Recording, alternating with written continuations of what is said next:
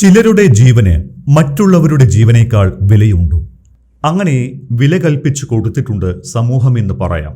രാഷ്ട്രത്തലവന്മാർക്ക് വലിയ സുരക്ഷ ഒരുക്കുന്നത് അതുകൊണ്ടാണ്. തിരക്കുള്ള സമയത്ത് പോലും നമ്മുടെ നാട്ടിലെ മന്ത്രിമാർക്ക് സഞ്ചരിക്കാൻ വേണ്ടി റോഡുകൾ ഒഴിച്ചിടുന്ന സംഭവങ്ങൾ ഉണ്ടായിട്ടുണ്ട്, ഇപ്പോഴുമുണ്ട്. അത് അവരുടെ ആനുകൂല്യവുമാണ്, സുരക്ഷയ്ക്കും വേണ്ടിയാണ്. എന്നാൽ എല്ലാ ഭരണാധിപന്മാരും അങ്ങനെയാണോ? ഇറാൻ യുദ്ധത്തിന്റെ ആദ്യ ദിവസം തന്നെ പരമോന്നത നേതാവ് ആയത്തുള്ള അലി ഖമനേയി ഉൾപ്പെടെ ഭരണതലത്തിലെ നിരവധി പേർ കൊല്ലപ്പെട്ടു. ഏത് നിമിഷവും അത് സംഭവിക്കുമെന്ന് അറിയാവുന്നവരായിട്ടുകൂടി പൊതു ഇടങ്ങളിൽ വരാൻ അവർക്ക് ഭയമുണ്ടായിരുന്നില്ല.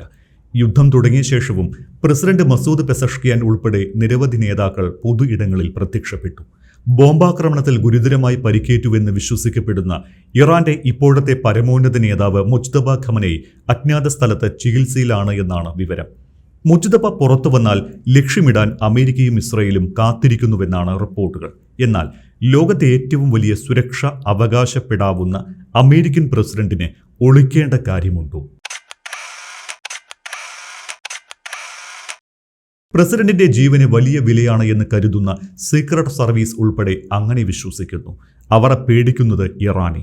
ആ രാജ്യത്ത് ഇനി ഒന്നും ബാക്കിയില്ല എന്ന് ഡൊണാൾഡ് ട്രംപ് തന്നെ പറഞ്ഞ ഇറാനിൽ നിന്നാണ് രഹസ്യാന്വേഷണ ഏജൻസികൾ ട്രംപിനെ രക്ഷിക്കാൻ ശ്രമിക്കുന്നത്. അത്തരത്തിലൊരു സംഭവം ഉണ്ടായതായി വാഷിംഗ്ടൺ പോസ്റ്റ് പറയുന്നു. കഴിഞ്ഞ മാസം തുർക്കിയിൽ നിന്ന് ഡൊണാൾഡ് ട്രംപ് ഔദ്യോഗിക വിമാനമായ എയർഫോഴ്സ് 1 ഉപേക്ഷിച്ച് ആരും ശ്രദ്ധിക്കാത്ത മറ്റൊരു സൈനിക വിമാനത്തിൽ രഹസ്യമായി യാത്ര ചെയ്തു എന്നാണ് റിപ്പോർട്ട്. ഇറാനിൽ നിന്നുള്ള ഭീഷണിയെ തുടർന്നായിരുന്നത്രേ ഈ നീക്കം. പ്രസിഡന്റ് എയർഫോഴ്സ് 1 വിമാനത്തിലാണ് എന്ന് വൈറ്റ് ഹൗസ് അറിയിച്ചിരുന്ന സമയത്ത് സൈനിക വിമാനത്തിൽ യാത്രയിലായിരുന്നു ട്രംപ്. നാറ്റോ ഉച്ചകോടിക്കായി തുർക്കിയുടെ തലസ്ഥാനമായ അങ്കാറയിലേക്ക് പോകുമ്പോൾ ഖത്തർ സംഭാവന ചെയ്ത പുതുതായി നവീകരിച്ച ജെറ്റ് വിമാനമാണ് ട്രംപ് ഉപയോഗിച്ചിരുന്നത്. പക്ഷേ അവിടെ നിന്ന് മടങ്ങുമ്പോൾ അപ്രതീക്ഷിതമായി പഴയ വിമാനം ഉപയോഗിച്ചു. പുതിയ വിമാനത്തിന്റെ സുരക്ഷയെക്കുറിച്ചുള്ള സംശയങ്ങൾക്ക് ഈ നീക്കം വഴിവെച്ചിട്ടുമുണ്ട്. നാറ്റോ സമ്മേളനത്തിനായുള്ള യാത്രയായിരുന്നു ആ പുതിയ വിമാനത്തിന്റെ ആദ്യ അന്താരാഷ്ട്ര യാത്ര. തുർക്കിയുമായി അതിർത്തി പങ്കിടുന്ന ഇറാനുമായി യുദ്ധത്തിലാണ് അമേരിക്ക. ആ സാഹചര്യം നിലനിൽക്കെയാണ് ഈ യാത്ര നടന്നത്.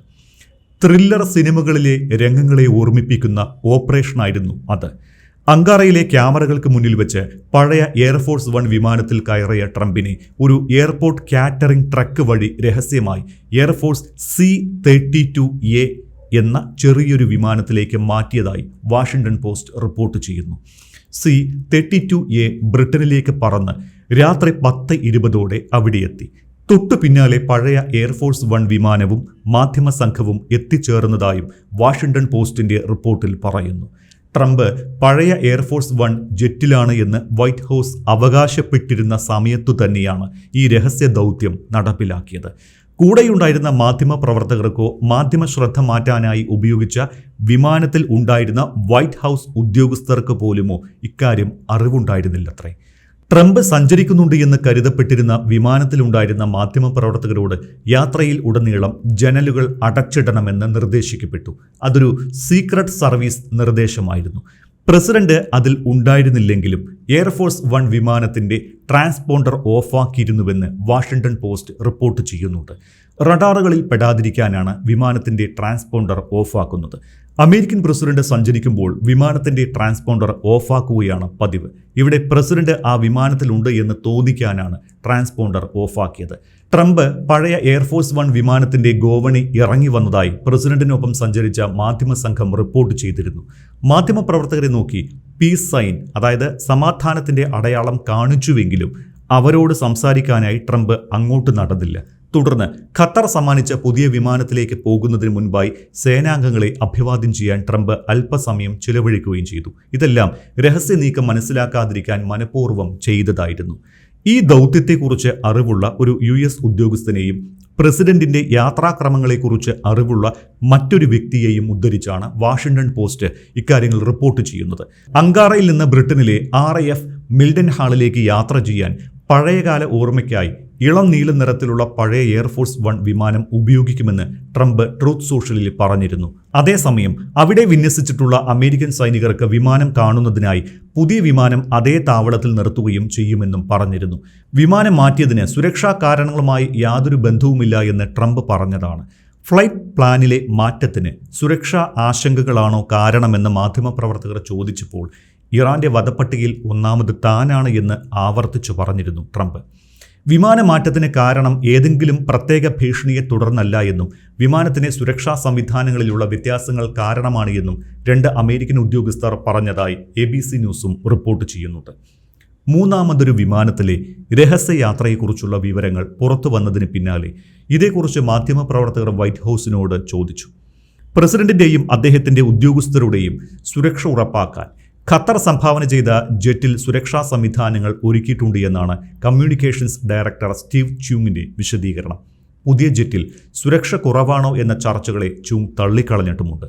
തന്നെ ലക്ഷ്യമിടുന്ന നിരവധി ശത്രുക്കൾ ഉണ്ട് എന്ന് ഡൊണാൾഡ് ട്രംപ് പറഞ്ഞത് ചൂണ്ടിക്കാട്ടിയാണ് സ്റ്റീവ് ച്യൂങ് വിമാനമാറ്റത്തെ ന്യായീകരിക്കുന്നത്. പ്രസിഡന്റ് പറഞ്ഞ ഇത്തരം ഭീഷണികളെ നേരിടാൻ എല്ലാ മാർഗങ്ങളും തങ്ങൾ ഉപയോഗിക്കുന്നു എന്നാണ് ച്യൂങ് പറഞ്ഞിരിക്കുന്നത്. വാഷിംഗ്ടൺ പോസ്റ്റിനും ഇതേ പ്രസ്താവന തന്നെയാണ് വൈറ്റ് ഹൗസ് നൽകിയത്. വൈറ്റ് ഹൗസ് ഇങ്ങനെ വിശദീകരിക്കുമ്പോഴും പെന്റഗൺ ഇതുവരെ പ്രതികരിച്ചിട്ടില്ല. രാജ്യത്തിനകത്തായാലും വിദേശത്തായാലും പ്രസിഡന്റിന്റെ സുരക്ഷയുടെ കാര്യത്തിൽ ഒരു തരത്തിലുമുള്ള വിട്ടുവീഴ്ചയും ചെയ്യാനാകില്ലെന്ന് സീക്രട്ട് സർവീസിന്റെ ഫീൽഡ് ഓപ്പറേഷൻസ് വിഭാഗം മുൻ മേധാവി മൈക്ക് സെൻഡർല പറഞ്ഞിട്ടുണ്ട്. പ്രസിഡന്റിന്റെ യാത്രകൾ അങ്ങേയറ്റം സങ്കീർണമാണ്. ഓരോ നീക്കവും ഉണ്ടാകാനിടയുള്ള ഓരോ അപകട സാധ്യതയും വളരെ സൂക്ഷ്മമായാണ് പരിഗണിക്കുന്നത്. അറിയാവുന്ന കാര്യങ്ങൾക്കായി ആസൂത്രണം ചെയ്യുക, അറിയാത്തവയ്ക്കായി തയ്യാറെടുക്കുക, ഒപ്പം പ്രതീക്ഷിക്കാത്തവയെ നേരിടാനും സജ്ജരായിരിക്കുക.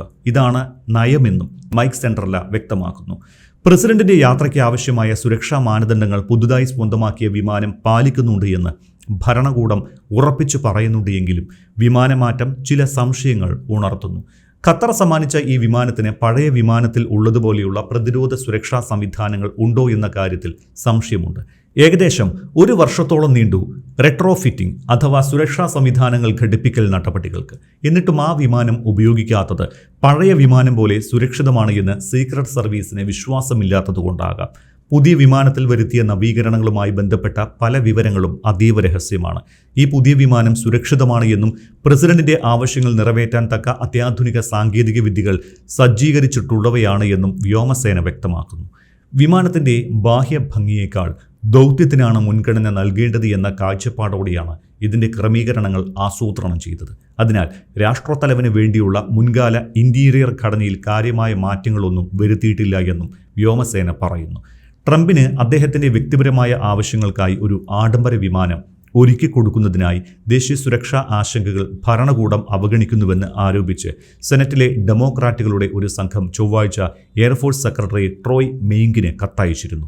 ഈ പദ്ധതിയുമായി ബന്ധപ്പെട്ട് സുതാര്യത ഉറപ്പാക്കണമെന്നും അവർ കത്തിലൂടെ ആവശ്യപ്പെട്ടിരുന്നു.